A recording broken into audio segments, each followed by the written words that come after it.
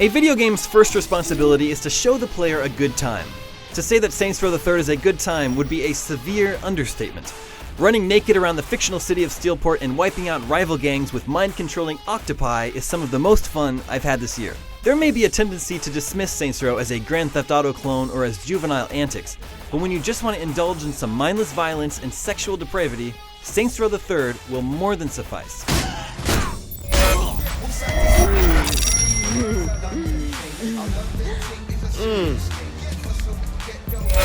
Saints Row the Third takes you out of Stillwater, the setting for the first two games, and drops you into the new city of Steelport. 3 local gangs are well entrenched, but the 3rd Street Saints aren't going to settle for 4th place.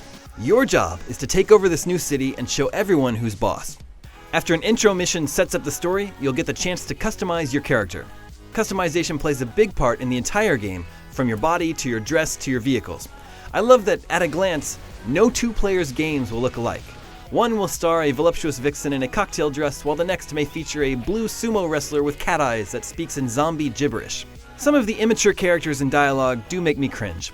People often swear for no reason in a way that feels really forced, and a pimp that only speaks in auto-tune and calls every girl a bitch gets old fast. I was saddled up in a human pony show.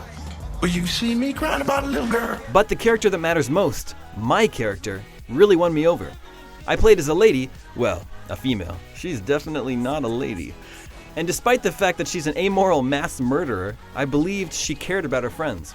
Plus, I really liked the voice actress portraying her. Pack it up, we gotta move. The story mostly serves as a way to get you into ridiculous situations. Saints Row the Third unfortunately falls apart at the end with a less than satisfying conclusion. However, following the story is just half the fun, and when I completed the campaign, I had only finished half of the side missions with an overall 72% completion. Many good times await after the campaign ends for those that want to achieve 100%. While definitely not up to the standards of recent games like Uncharted 3 or Rage, Saints Row 3's visuals go easy enough on the eyes. I love the towering skyscrapers of Steelport lit up with neon, but down in the streets things can seem quiet and lifeless. As you tear around town, the traffic magically appears in front of your car. This is an open world, but I wouldn't say it's a living world.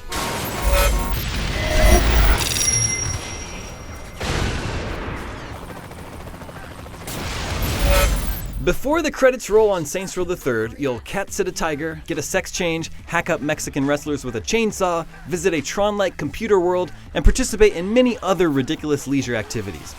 Saints Row the Third can be accused of being many things, but repetitive is not one of them. When you need a break from story missions, you'll find loads of optional activities all over Steelport that boost your street cred and earn you cash. My favorites are the insurance fraud missions that ask you to run into traffic and cause as much bodily harm to yourself as possible before time runs out. Pretty much anything you choose to do in Saints Row the Third has been incentivized and will earn you either money or respect, both of which lead to territory and valuable character upgrades. It's fantastic game design. We're constantly rewarded for simply playing the game. By completing certain story missions, you gain access to badass vehicles like a transforming hoverjet and a pixelated retro game tank. In the spirit of staying out of the way of the player's good time, Saints Row 3 gives you an infinite supply of these recreational vehicles in your cribs. So grab a hoverjet, take it joyriding, crash it, then go home and grab another, as many times as you want. Or you can have it delivered right to you. Amazing. Saints Row the Third allows you to play the entire campaign cooperatively, but doing so yields mixed results. While the nature of 2 players running around with rocket launchers and tanks can create comical chaos, not all of these missions seem designed to be played cooperatively. Players may sometimes feel like a third wheel.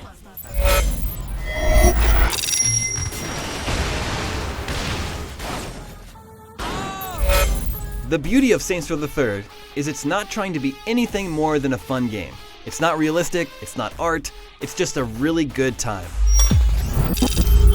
Saints Row doesn't take itself too seriously, and all that is required for you to enjoy it is that you don't either. For more on Saints Row the Third, hit up IGN.com.